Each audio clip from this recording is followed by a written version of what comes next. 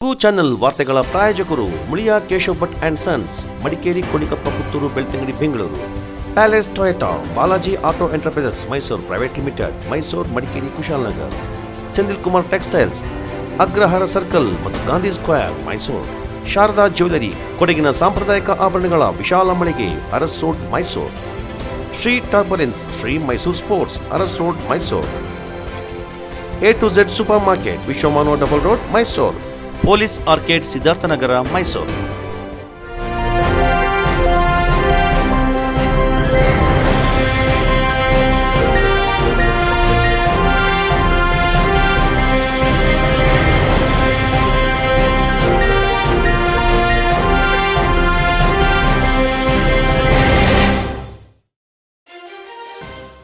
ಮಧ್ಯವರ್ತಿಗಳ ಹಾವಳಿಗೆ ಕಡಿವಾಣ ಹಾಕುವ ಮೂಲಕ ಸಾರ್ವಜನಿಕ ಕೆಲಸಗಳು ಪಾರದರ್ಶಕವಾಗಿ ನಡೆಯಬೇಕು.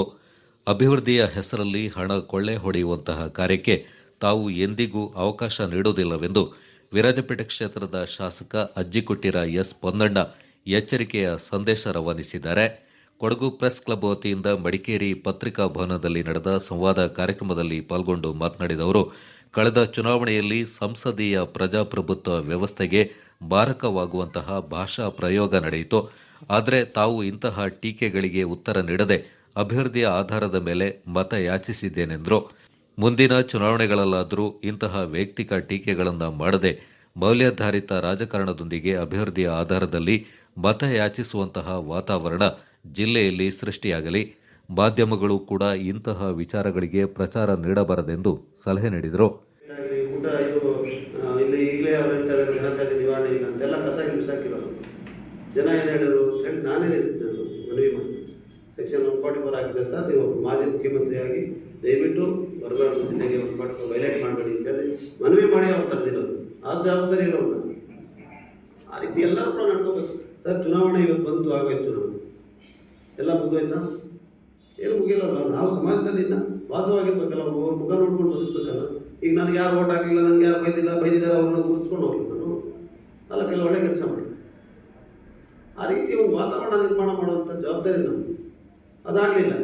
ಜನರು ಈಗ ಅಲ್ಲಿ ಕೇಸ್ ಎದುರಿಸ್ತಾ ಇರೋದು ಯುವಕರು, ಯಾರು ನಾಯಕರು ಎದುರಿಸ್ತಾ ಇರೋಲ್ಲ.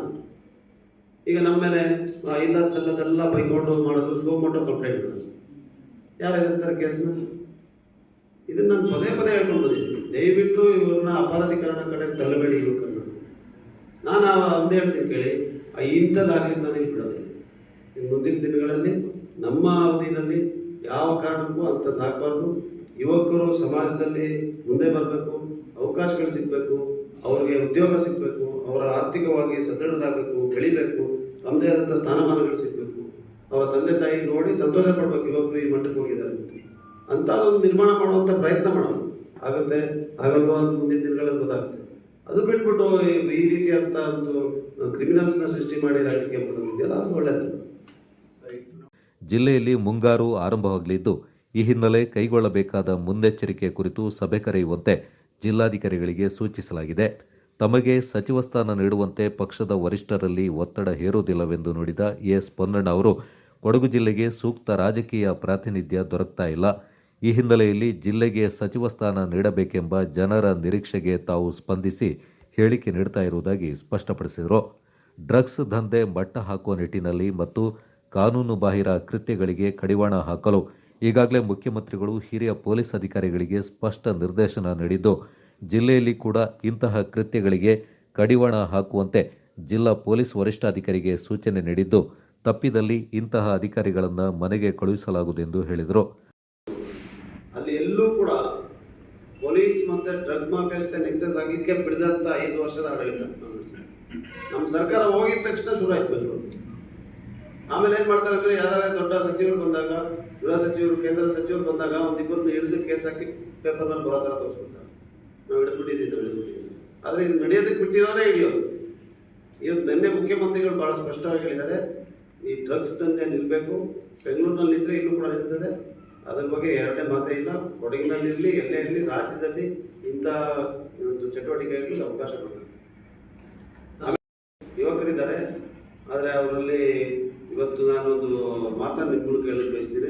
ಯಾವುದಾದ್ರೆ ಇಂಥ ರೀತಿಯಾದಂಥ ಚಟುವಟಿಕೆಗಳನ್ನು ನಡೀತಾ ಇದೆ ಅಂತ ಹೇಳೋ ಮಾಹಿತಿ ಸಿಕ್ಕಿ, ಆಧಾರ ಇತ್ತು ಸಿಕ್ಕಿ ಅವ್ರು ಕ್ರಮ ಜರುಗಿಸಿಲ್ಲ ಅಂದರೆ ಅವರು ಮನೆ ಕಳಿಸುವಂಥದ್ದು ಖಂಡಿತವಾಗ್ತದೆ. ಮುಖ್ಯಮಂತ್ರಿ ಸಿದ್ದರಾಮಯ್ಯ ಅವರು ಈ ಹಿಂದೆ ಮಾಜಿ ಮುಖ್ಯಮಂತ್ರಿಯಾಗಿದ್ದ ಸಂದರ್ಭ ಕೊಡಗಿಗೆ ಆಗಮಿಸಿದ್ದ ಸಂದರ್ಭ ಬಟ್ಟೆ ಎಸೆತದ ಪ್ರಕರಣ ನಡೆದಿದ್ದು, ಇದು ಕೊಡಗು ಜಿಲ್ಲೆಗೆ ಮಾಡಿದಂತಹ ಅವಮಾನವಾಗಿದ್ದು, ಇಂತಹ ಪ್ರಕರಣಗಳಿಂದ ಕ್ರಿಮಿನಲ್ಗಳನ್ನು ಸೃಷ್ಟಿ ಮಾಡುವಂತಹ ರಾಜಕಾರಣ ಮಾಡಬಾರದೆಂದು ಹೇಳಿದ ಎಸ್ ಪೊನ್ನಣ್ಣ ಅವರು ಪ್ರಜಾಪ್ರಭುತ್ವ ವ್ಯವಸ್ಥೆ ಅಡಿಯಲ್ಲಿ ಮತ್ತೊಬ್ಬರಲ್ಲಿ ಆತಂಕ ಸೃಷ್ಟಿ ಮಾಡುವಂತಹ ಪ್ರತಿಭಟನೆಗಳು ನಡೆಯಬಾರದೆಂದು ಅಭಿಪ್ರಾಯಪಟ್ಟರು. ಕೊಡಗಿನ ಜಿಲ್ಲೆಯವರು ಒಂದು ರೀತಿ ರಾಜ್ಯದಲ್ಲಿ ಮಾತ್ರ ಅಲ್ಲ, ರಾಷ್ಟ್ರ ಮಟ್ಟದಲ್ಲಿ ನಮ್ಮದೇ ಆದಂಥ ಒಂದು ಸಂಸ್ಕೃತಿಗೆ ಸೌಜನ್ಯತೆಗೆ ಪ್ರಸಿದ್ಧವಾದಂಥ ಜಿಲ್ಲೆ. ಜನರ ಬಗ್ಗೆ ಭಾಳ ಒಳ್ಳೆಯ ಅಭಿಪ್ರಾಯ ಇದೆ. ಅದನ್ನು ಉಳಿಸ್ಕೊಂಡು ಹೋದರೆ ಮಾತ್ರ ನಾವು ರಾಷ್ಟ್ರ ಮಟ್ಟದಲ್ಲಿ ಅಂತಾರಾಷ್ಟ್ರೀಯ ಮಟ್ಟದಲ್ಲಿ ಬದಲಿಕ್ಕೆ ಸಾಧ್ಯ. ಅದನ್ನು ಉಳಿಸ್ಕೊಳ್ಳೋಂಥ ಜವಾಬ್ದಾರಿ ನಮ್ಮಂಥವ್ರಿಗೆ, ಜನಪ್ರತಿನಿಧಿಗಳಿಗೆ. ಅವತ್ತು ನಡೆದಂಥ ಘಟನೆ ಕೂಡ ನೇರವಾಗಿ ಹೇಳ್ತೀನಿ ನಾನು, ಅದು ಅವತ್ತು ಮೊಟ್ಟೆ ಬಿಸಾಕಿದವ್ರ ಬಗ್ಗೆ ಅಲ್ಲ, ಅವ್ರು ಯಾರಪ್ಪ ಹುಡುಗರು ಇದನ್ನು ಮಾಡಿದವ್ರೆ. ಇಂಥದ್ದು ಅವಶ್ಯಕತೆ ಇದೆ. ಒಬ್ಬ ಮಾಜಿ ಮುಖ್ಯಮಂತ್ರಿ ಇವತ್ತು ಮುಖ್ಯಮಂತ್ರಿ ಆಗಿದ್ದಾರೆ, ಅವರ ಘಟನೆ ಬಗ್ಗೆ ಅವರೇ ಅದು ಅವ್ರ ಮನಸ್ಸಿನಲ್ಲಿ ಇಟ್ಕೊಂಡ್ರೆ ಏನು ಪರಿಸ್ಥಿತಿ ಇರೋದು? ಅದನ್ನ ಇಟ್ಕೊಂಡಾಗ ನಾವು ಬಿಟ್ಟಿಲ್ಲ, ಅದು ನಡೆಸಿದ್ದೀವಿ, ಅದು ಬೇರೆ ವಿಚಾರ. ಆದರೆ ಏನು ಪರಿಸ್ಥಿತಿ ಇವತ್ತು ಜಿಲ್ಲೆ ನಮ್ಗೆ ಇರೋದು 2 ಶಾಸಕರು, ಮಂತ್ರಿಮಂಡಲಕ್ಕೆ ನೀವೇ ನೋಡ್ತಾ ಇದ್ದೀರಾ ಯಾವ ರೀತಿ ಇದೆ ಪೈಪೋಟಿ, ನಮ್ಮನ್ನು ಗಣನೆಗೆ ತಗೊಳ್ಳೋಂಥ ವಾತಾವರಣ. ಅದರಲ್ಲಿ ನಾವು ಅಂಥ ದೊಡ್ಡ ದೊಡ್ಡ ನಾಯಕರ ಬಗ್ಗೆ, ದೊಡ್ಡ ದೊಡ್ಡ ಸಮಾಜದ ಗುರುಗಳ ಬಗ್ಗೆ ಇಲ್ಲಿ ಕೆಲವು ಮಾತುಗಳೇನು ನಡೀತದಲ್ಲ, ಇದು ಖಂಡಿತವಾಗಿ ಇದು ಒಳ್ಳೆ ಬೆಳವಣಿಗೆ. ಕಾಂಗ್ರೆಸ್ನ ಗ್ಯಾರಂಟಿ ಕಾರ್ಡ್ ಯೋಜನೆ ಕುರಿತು ಪ್ರಶ್ನೆಯೊಂದಕ್ಕೆ ಪ್ರತಿಕ್ರಿಯಿಸಿದ ಎಸ್ ಪೊನ್ನಣ್ಣ ಅವರು, ಸಚಿವ ಸಂಪುಟ ರಚನೆಯಾದ ಬಳಿಕ ಗ್ಯಾರಂಟಿ ಯೋಜನೆಗಳು ಜಾರಿಗೆ ಬರಲಿವೆ. ಎಲ್ಲರೂ ಆರ್ಥಿಕ ಪ್ರಗತಿ ಸಾಧಿಸಬೇಕು. ನಾವು ನೀಡುವ 2,000 ರೂಪಾಯಿಗಳಲ್ಲಿ ಜೀವನ ನಿರ್ವಹಣೆ ಅಸಾಧ್ಯ. ಆದರೆ ದುಡಿಯುವ ಹೆಣ್ಣು ಮಗಳೊಬ್ಬಳು ಅನಿವಾರ್ಯ ಕಾರಣಗಳಿಂದ ಒಂದು ದಿನ ಕೆಲಸಕ್ಕೆ ಹೋಗಲಾಗದಿದ್ದಲ್ಲಿ ಅಂತಹ ಸಂದರ್ಭದಲ್ಲಿ ಈ 2,000 ರೂಪಾಯಿಗಳು ಆಕೆಯಲ್ಲಿ ಆರ್ಥಿಕ ಭದ್ರತೆಯನ್ನು ಮೂಡಿಸುತ್ತೆ ಎಂದರು. ಸಿದ್ದಾಪುರ ಕಸ ವಿಲೇವಾರಿ ಸಮಸ್ಯೆ, ಗೋಣಿಕೊಪ್ಪದಲ್ಲಿ ಬಸ್ ನಿಲ್ದಾಣ ನಿರ್ಮಾಣ, ಭಾಗಮಂಡಲ ಮೇಲ್ಸೇತುವೆ ಕಾಮಗಾರಿ ಪೂರ್ಣಗೊಳಿಸುವ ಜೊತೆಗೆ ಪ್ರಕೃತಿ ವಿಕೋಪ ಸಂತ್ರಸ್ತರಿಗೆ ಮನೆಗಳ ವಿತರಣೆ, ನಿವೇಶನ ರಹಿತರಿಗೆ ನಿವೇಶನ ಒದಗಿಸಲು ಕ್ರಮ, ತಜ್ಞರ ಸಲಹೆ ಪಡೆದು ಮಾನವ ವನ್ಯಜೀವಿ ಸಂಘರ್ಷಕ್ಕೆ ಕಡಿವಾಣ ಸೇರಿದಂತೆ ಜಿಲ್ಲೆಯ ಜನರ ಧ್ವನಿಯಾಗಿ ವಿಧಾನಸಭೆಯಲ್ಲಿ ಕೆಲಸ ಮಾಡುತ್ತೇನೆಂದು ಎಸ್ ಪೊನ್ನಣ್ಣ ಹೇಳಿದರು. ಸಂವಾದ ಕಾರ್ಯಕ್ರಮದ ಅಧ್ಯಕ್ಷತೆಯನ್ನು ವಹಿಸಿದ್ದ ಕೊಡಗು ಪ್ರೆಸ್ ಕ್ಲಬ್ನ ಬೆಳ್ಳಿ ಮಹೋತ್ಸವ ಆಚರಣಾ ಸಮಿತಿ ಅಧ್ಯಕ್ಷರಾದ ಡಾಕ್ಟರ್ ಉಳ್ಳಿಯಾಡ ಪೂವಯ್ಯ ಮಾತನಾಡಿದರು. ವೇದಿಕೆಯಲ್ಲಿ ಬೆಳ್ಳಿ ಮಹೋತ್ಸವ ಆಚರಣಾ ಸಮಿತಿಯ ಗೌರವಾಧ್ಯಕ್ಷೆ ಸವಿತಾ ರೈ, ಪ್ರಧಾನ ಕಾರ್ಯದರ್ಶಿ ರಜಿತ್ ಕುಮಾರ್ ಗುಹಿಯಾ, ಕಾರ್ಯದರ್ಶಿ ಬಾಚರಣಿಯಂಡ ಅನು ಕಾರ್ಯಪ್ಪ ಪಾಲ್ಗೊಂಡಿದ್ದರು. ನಿಮ್ಮಿಂದ ಬಗೆಹರಿಯಲಿ ಸರ್, ಜಿಲ್ಲೆಯಲ್ಲಿ ಅಭಿವೃದ್ಧಿ ಕೆಲಸಗಳು ಹೆಚ್ಚಾಗಿ ನಡೀಲಿ ಅನ್ನುವಂಥ ಆಶಯ ಕೊಡಗು ಪ್ರೆಸ್ ಕ್ಲಬ್ ಕಡೆಯಿಂದ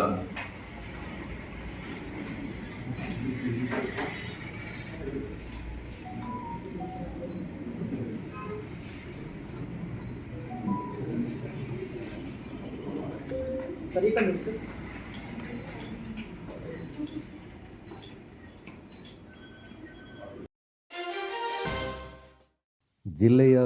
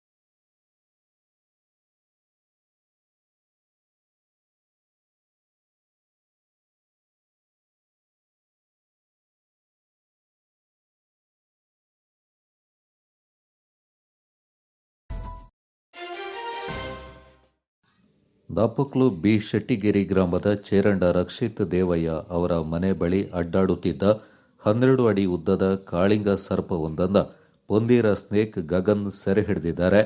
ಮನೆಯ ಸಮೀಪ ಸರ್ಪವೊಂದು ಕೆಲವು ದಿನಗಳಿಂದ ಓಡಾಡ್ತಾ ಇರುವ ಬಗ್ಗೆ ಮಾಹಿತಿ ನೀಡಿದ ಮೇರೆಗೆ ಖ್ಯಾತ ಉರಗ ತಜ್ಞ ಪೊಂದೀರ ಸ್ನೇಕ್ ಗಗನ್ ಸ್ಥಳಕ್ಕೆ ಆಗಮಿಸಿ ಸರ್ಪವೊಂದು ಸೆರೆ ಹಿಡಿದಿದ್ದು ಕುಟಿಯಾಲ ಅರಣ್ಯಕ್ಕೆ ಬಿಟ್ಟಿದ್ದಾರೆ. ಪೊಂದೀರ ಸ್ನೇಕ್ ಗಗನ್ ಈಗಾಗಲೇ 67 ಕಾಳಿಂಗ ಸರ್ಪ ಸೇರಿದಂತೆ 8,000ಕ್ಕೂ ಅಧಿಕ ವಿವಿಧ ಜಾತಿಯ ಹಾವುಗಳನ್ನು ಸೆರೆ ಹಿಡಿದಿದ್ದು ಸುರಕ್ಷಿತವಾಗಿ ಅರಣ್ಯಕ್ಕೆ ಬಿಡುವಲ್ಲಿ ಯಶಸ್ವಿಯಾಗಿದ್ದಾರೆ.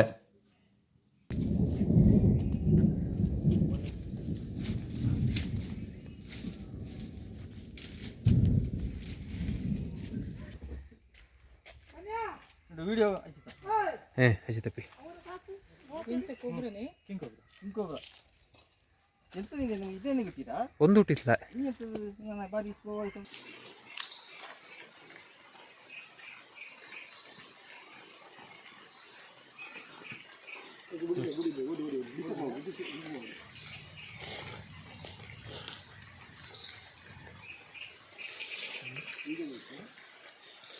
ನಮಸ್ಕಾರ. ನನಗೆ ಇದು ಚೇರಂಡ ರಕ್ಷಿತ್ ದೇವಯ್ಯ ಅಂತ ಬಿ ಶೆಟ್ಟಿಗೇರಿಯಿಂದ ಒಂದು ಕಾಲ್ ಬಂತು. ನಮ್ಮ ಮನೆ ಹತ್ರ ಒಂದು ಕಾಳಿಂಗ ಸರ್ಪ ಬಂದಿದೆ, ದಯವಿಟ್ಟು ಬಂದು ಹಿಡೀರಿ ಅಂತ ಹೇಳ್ಬಿಟ್ಟು ನನಗೆ ಕಾಲ್ ಮಾಡಿದರು. ನಾನು ಹೋಗಿ ನೋಡಬೇಕಾದ್ರೆ ದೊಡ್ಡ ಒಂದು ಕಾಳಿಂಗ ಸರ್ಪ ಆಗಿತ್ತು. ಅದನ್ನ ನಾನು ರಕ್ಷಣೆ ಮಾಡಿ ಅಲ್ಲಿ ಕೂಟಿಯಾಲ ಫಾರೆಸ್ಟಿಗೆ ಬಿಟ್ಟು ಬಂದಿದ್ದೇನೆ. ನಾನು ಇದುವರೆಗೆ ಒಂದು 67 ಕಾಳಿಂಗ ಸರ್ಪವನ್ನು ಹಿಡಿದಿದ್ದೇನೆ. ಮತ್ತು ಬೇರೆ ಹಾವುಗಳು, ಇತರ ಹಾವುಗಳು ಅಂತ ಹೇಳಿದ್ರೆ ಒಂದು 8,000ಕ್ಕೂ ಅಧಿಕ ಹಾವುಗಳನ್ನು ರಕ್ಷಣೆ ಮಾಡಿ ಕಾಡಿಗೆ ಬಿಟ್ಟಿದ್ದೇನೆ. ಮತ್ತು ಅದರಲ್ಲೊಂದು 4 ಹೆಬ್ಬಾವು ಇದೆ. ನಾನು ಜನರಿಗೆ ಹೇಳೋದು ಅಂತ ಹೇಳಿದ್ರೆ, ದಯವಿಟ್ಟು ಈ ಹಾವುಗಳನ್ನ ಕೊಲ್ಲಬೇಡಿ. ಅಲ್ಲದೆ ಈ ಕಾಳಿಂಗ ಸರ್ಪವನ್ನು ಕಂಡರೆ ದಯವಿಟ್ಟು ಯಾರಾದರೂ ಪಕ್ಕದಲ್ಲಿ ಯಾರಾದರೂ ಹಾವು ಹಿಡಿಯೋರು ಇದ್ದರೆ ಅವರಿಗೆ ತಿಳಿಸಿ ಅದನ್ನು ಹಿಡಿದು ರಕ್ಷಣೆ ಮಾಡಲಿಕ್ಕೆ ಪ್ರಯತ್ನ ಮಾಡಿ. ಯಾಕಂತ ಹೇಳಿದ್ರೆ ಕಾಳಿಂಗ ಸರ್ಪಗಳು ಅಪರೂಪದ ಜೀವಿಗಳು, ಅದನ್ನ ರಕ್ಷಣೆ ಮಾಡುವ ಅಂತೇಳಿ ನಮ್ಮೆಲ್ಲರ ಹೊಣೆ. ದಯವಿಟ್ಟು ಅದನ್ನು ಕೊಲ್ಲಲಿಕ್ಕೆ ಹೋಗಬೇಡಿ ಅಂತ ಈ ಮೂಲಕ ನಾನು ತಿಳಿಸುತ್ತೇನೆ. ನಮಸ್ಕಾರ. ಜಿಲ್ಲಾಡಳಿತ, ಜಿಲ್ಲಾ ಪಂಚಾಯತ್ ಮತ್ತು ತೋಟಗಾರಿಕೆ ಇಲಾಖೆ ಹಾಗೂ ಕೊಡಗು ಜಿಲ್ಲಾ ಹಾಪ್ಕಾಮ್ಸ್ ಮಡಿಕೇರಿ ಇವರ ಸಹಯೋಗದಲ್ಲಿ ಮಾವು ಮತ್ತು ಹಲಸು ಮೇಳ 2023 ದಿನಾಂಕ 26ರಿಂದ 28 ಮೇ 2023ರವರೆಗೆ. ಉದ್ಘಾಟನೆ ಬೆಳಿಗ್ಗೆ 10 ಗಂಟೆಗೆ. ಸ್ಥಳ ಕೊಡಗು ಜಿಲ್ಲಾ ಹಾಪ್ಕಾಮ್ಸ್ ಮುಖ್ಯ ರಸ್ತೆ ಮಡಿಕೇರಿ. ನೈಸರ್ಗಿಕವಾಗಿ ಮತ್ತು ವೈಜ್ಞಾನಿಕವಾಗಿ ಮಾಗಿಸಿದ ಹಣ್ಣು, ವಿವಿಧ ಮಾವಿನ ತಳಿಗಳ ರುಚಿ ಸವಿಯಿರಿ. ಸರ್ವರಿಗೂ ಹೃತ್ಪೂರ್ವಕವಾದ ಸುಸ್ವಾಗತ.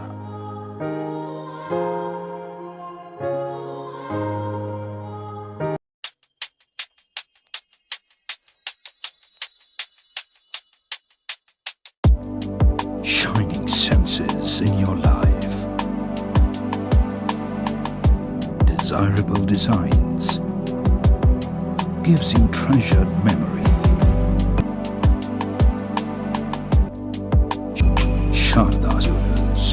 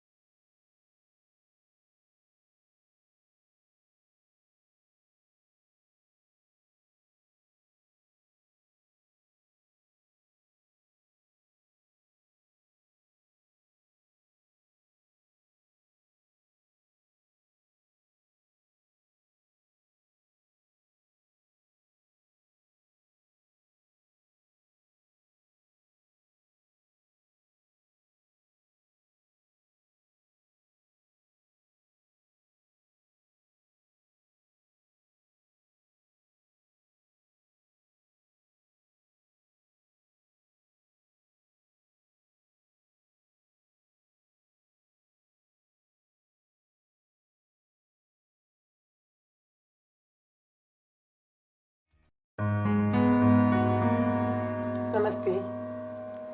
ಟೀಚರ್ ಮಗನ್ ನಾಡೊಂದು ಬರ್ತೀನ ಅಂದೆ ಈರ್ದಾನೆ ತರಕ ಕಲ್ಲು ಉರ್ಲೆಕ್ಕ ಕುಲ್ಲೊಂದಿನಿ ಎಂಚಿನ ಪಂಪಿನಿ ಟೀಚರ್ ಕಂಡ ಬಟ್ಟೆ ಟೆನ್ಷನ್. ಮಗನ PUC ಅಂಡು ನನ್ನ ಕಲ್ಬಾರೆ ಕಾಸಿಜ್ಜಿ ಆಯೆ ಬೇಲೆಗೆ ಪೋ ಮಗ ಬಣ್ಣಗ ಇಜ್ಜಿ ನನಲ ಕಲ್ಪೋಡು ಬಣಂದುಲ್ಲೆ ಇತ್ತಿನೇ ಸಾಲಕ್ಕೆಲ್ಲ ಉಂಡು ಎಂಚ ಬದುಕುನು ಮನದ ಅರ್ಥ ಆಪುಜಿ ಟೀಚರ್ ಇಂಕ್ ಒಂಜಿಲ ಮಂಡೆಗೆ ಒಂದಿ ಸ್ವಸ್ತಿಕಾದಕಲೆ ಎಜುಕೇಶನ್ ಕೊರ್ಪೆರೆ ಅಲ್ಪ ಕಾಲೇಜಿಗೆ ಸೇರ್ಪಂಡ ಮಧ್ಯಾಹ್ನ ಮುಟ್ಟ ಎಜುಕೇಶನ್ ಮಧ್ಯಾಹ್ನದ ಪಕ್ಕಾಕಲಿ ಜಾಬ್ ಕೊರ್ಪೆರತೆ ಸ್ವಸ್ತಿಕದಕಲೆ ಎಜುಕೇಶನ್ ಜಾಬ್ ಡಿಗ್ರಿ 3 ವರ್ಷ ಆಯ್ಬಕ್ಕ ಇರ 2 ವರ್ಷ ವೇಸ್ಟ್ ಆಪುಜ ಐಕ ದಾಲ ಟೆನ್ಷನ್ ಇಜ್ಜಿ ಸ್ವಸ್ತಿಕದಕ್ಲಿಗೆ ಸೇರ್ಪಾಲೆ ಯಾಕಂದ್ರೆ ನಾವು ಮಲಮಲ್ಲಕಲ ಜೋಕಲ್ಲ ಕಲ್ಪೇರು ಇರ ಗೊತ್ತಜ ಮಂಗಳೂರು ವಿಶ್ವವಿದ್ಯಾನಿಲಯದಿಂದ ಮಾನ್ಯತೆ ಪಡೆದಿರುವ ಸ್ವಸ್ತಿಕಾ ನ್ಯಾಷನಲ್ ಸ್ಕೂಲ್ನಲ್ಲಿ ಬೆಳಗ್ಗೆಯಿಂದ ಮಧ್ಯಾಹ್ನದವರೆಗೆ ಬಿಕಾಂ, ಬಿಬಿಎ, ಬಿಎಸ್ಡಬ್ಲ್ಯೂ ಕೋರ್ಸ್ಗಳ ಕಲಿಕೆ, ನಂತರ ಸಂಸ್ಥೆಯಿಂದಲೇ ಉದ್ಯೋಗಾವಕಾಶ. ಶಿಕ್ಷಣ ಕ್ಷೇತ್ರದಲ್ಲಿ ತನ್ನದೇ ಆದ ಛಾಪನ್ನ ಮೂಡಿಸುತ್ತಿರುವ ಅರ್ನ್ ವೈಲ್ ಲರ್ನ್ ಕಲಿಕೆಯೊಂದಿಗೆ ಗಳಿಕೆಯ ಧ್ಯೇಯವಾಕ್ಯದೊಂದಿಗೆ ಸ್ವಸ್ತಿಕಾ ನ್ಯಾಷನಲ್ ಸ್ಕೂಲ್ ಸಜ್ಜಾಗಿದೆ. ಹಾಗಾದ್ರೆ ನಿಮ್ಮ ಮಕ್ಕಳ ಉನ್ನತ ಭವಿಷ್ಯಕ್ಕಾಗಿ ಇಂದೇ ಭೇಟಿ ನೀಡಿ. Swastika national school, BCom, BBA, BSW, Urwa store, Mangaluru. ಹೆಚ್ಚಿನ ಮಾಹಿತಿಗಾಗಿ ಇಂದೇ ಸಂಪರ್ಕಿಸಿ 9901326167. Kodagu Sunni welfare association UAE ಸಮಿತಿ ಆಶ್ರಯದಲ್ಲಿ ದಾಪಕ್ಲು ಸಮೀಪದ ಚೆರಿಯ ಪರಂಬು ಶಾದಿ ಮಹಲ್ ಸಭಾಂಗಣದಲ್ಲಿ ಉಚಿತ ಸಾಮೂಹಿಕ ವಿವಾಹ ಕಾರ್ಯಕ್ರಮ ಹಾಗೂ ರಾಜ್ಯ ವಕ್ಫ್ ಬೋರ್ಡ್ ಅಧ್ಯಕ್ಷ ಮೌಲಾನಾ ಶಾಫಿ ಸಹದಿ ಅವರಿಗೆ ಸನ್ಮಾನ ಕಾರ್ಯಕ್ರಮ ನಡೆಯಿತು. ಕೊಡಗು ಸುನ್ನಿ ವೆಲ್ಫೇರ್ ಯುಎಇ ಸಮಿತಿ ಕಳೆದ 3 ವರ್ಷಗಳಿಂದ ಉಚಿತ ಸಾಮೂಹಿಕ ವಿವಾಹ ಕಾರ್ಯಕ್ರಮಗಳನ್ನು ಹಮ್ಮಿಕೊಂಡು ಬರ್ತಾ ಇದ್ದು, ಈ ಬಾರಿ 4 ಜೋಡಿಗಳಿಗೆ ನಡೆದ ನಿಕಾಹ್ ಕರ್ಮಕ್ಕೆ ಮುಂದಾಳತ್ವವನ್ನ ಸಯೀದ್ ಮುಸ್ತಫಾ ಪೂಕಯ್ಯ ತಂಗಳ್, ಕೊಡಗು ಜಿಲ್ಲಾ ನಾಯಿಬ್ ಖಾಜಿ ಶಾದುಲಿ ಫೈಜಿ, ಕೂರ್ಗ್ ಜಮಿಯತುಲ್ ಉಲಮಾ ಪ್ರಧಾನ ಕಾರ್ಯದರ್ಶಿ ಅಶ್ರಫ್ ಅಹಸನಿ, ಕುಂಜಿಲಾ ಮುದರ್ರಿಸ್ ನಿಜಾರ್ ಅಹಸನಿ ಕಕ್ಕಡಿಪುರಂ ವಹಿಸಿದ್ರು. ಈ ಬಾರಿ ಪಡಿಯಾಣಿ, ಎಮ್ಮೆಮಾಡು, ನಾಪಕ್ಲು ಮತ್ತು ದೇವಣಗೆರೆಯ ಬಡ ಕುಟುಂಬದ ಹೆಣ್ಣು ಮಕ್ಕಳನ್ನ ಆಯ್ಕೆ ಮಾಡಲಾಗಿತ್ತು. ವಧು ವರರಿಗೆ ಬೇಕಾದ ಮಾಂಗಲ್ಯ, ಚಿನ್ನಾಭರಣ, ವಸ್ತ್ರ, ಕೈಗಡಿಯಾರಗಳನ್ನು ಉದಾರವಾಗಿ ನೀಡಲಾಗಿದೆ.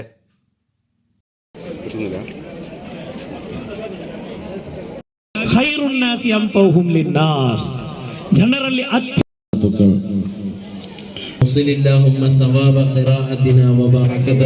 ಅರ್ಹമായ ಪ್ರತಿಫಲ നൽകണേ ಅಲ್ಲಾಹ್. ವಿರಮಿಸುವುದು ಸರಿಯಲ್ಲ ಅಂತ ಹೇಳಿ ನಾನೇ ಕೇಳಿದೆ, ನಾನು ನಿಮ್ಮ ಬಗ್ಗೆ ಎರಡು ಮಾತಾಡಬೇಕು ನನಗೆ ಅಂತ ಹೇಳಿ. ಕಾರಣ ವೆಲ್ಫೇರ್ ಅಸೋಸಿಯೇಷನ್ ಅವರು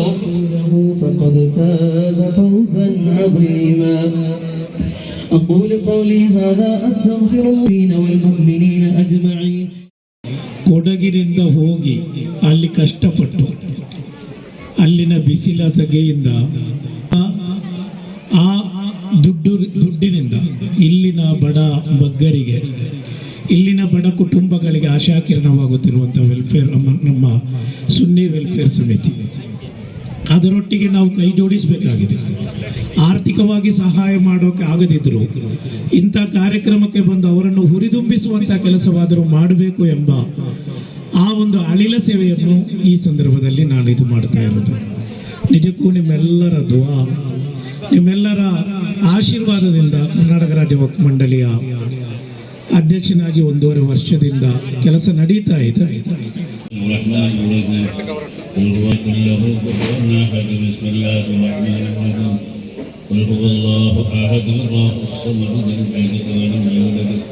ولم يكن له كفوا أحد.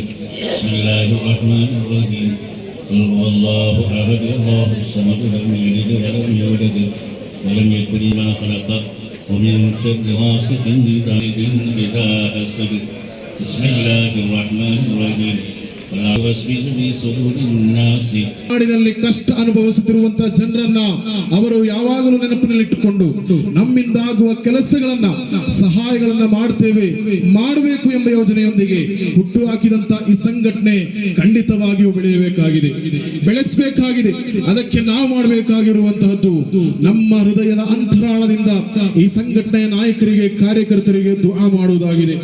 ಈ ಜಿಲ್ಲೆಯಲ್ಲಿ ಕಾರ್ಯಾಚರಿಸುತ್ತಿರುವಂತಹ ಹಲವಾರು ಸಂಸ್ಥೆಗಳು ನಮಗೆ ಗೊತ್ತಿದೆ. ಮರ್ಕಜುಲ್ ಹಿದಾಯ, ಅನ್ವಾರುಲ್ ಹುದಾ ಸೇರಿದಂತೆ ಹಲವಾರು ಸಂಸ್ಥೆಗಳು, ದೀನಿ ಸಂಸ್ಥೆಗಳು ಇಲ್ಲಿ ಕಾರ್ಯಾಚರಿಸ್ತಾ ಇದೆ. ಜೀವನವನ್ನು ಮಾತ್ರ ಅವರು ದಡ ಸೇರಿಸಲ್ಲ, ಇಂತಹ ನೂರಾರು ಕಾರ್ಯಕ್ರಮಗಳಿಗೆ ಅವರ ಕಾಂಟ್ರಿಬ್ಯೂಷನ್ ಇರುತ್ತೆ. ಸಾಧಾರಣವಾಗಿ ನಾವೆಲ್ಲ ಊರಲ್ಲಿ ಇರ್ತೀವಿ, ಇಲ್ಲಿ ಎಷ್ಟೇ ದೊಡ್ಡ ಬಿಸ್ನೆಸ್ ಮ್ಯಾನ್ ಆದ್ರೂ, ಎಷ್ಟೇ ದುಡ್ಡು ಮಾಡಿದ್ರು ಎಲ್ಲದಕ್ಕೂ ಅವರ ಕಾಂಟ್ರಿಬ್ಯೂಷನ್ ಇರಬೇಕು ಅಂತ ಯಾರು ಎಕ್ಸ್ಪೆಕ್ಟ್ ಮಾಡಲ್ಲ. ಆದರೆ ಪ್ರವಾಸಿಗರ ಕಾಂಟ್ರಿಬ್ಯೂಷನ್ ಎಲ್ಲದರಲ್ಲೂ ಇರಬೇಕು ಅಂತ ಎಕ್ಸ್ಪೆಕ್ಟ್ ಮಾಡ್ತಾರೆ. ಅದರನ್ನು ಕೂಡ ಆಹ್ವಾನಿಸ್ತಾ ಇದ್ದಾರೆ. ಅಲ್ಲಾಹು ಅಕ್ಬರ್, ಅಲ್ಲಾಹು ಅಕ್ಬರ್, ಅಲ್ಲಾಹು ಅಕ್ಬರ್, ವಲಿಲ್ಲಾಹಿಲ್ ಹಮ್ದ್. ವಕ್ಫುನ ಉನ್ನತ ಮಹೋನ್ನತ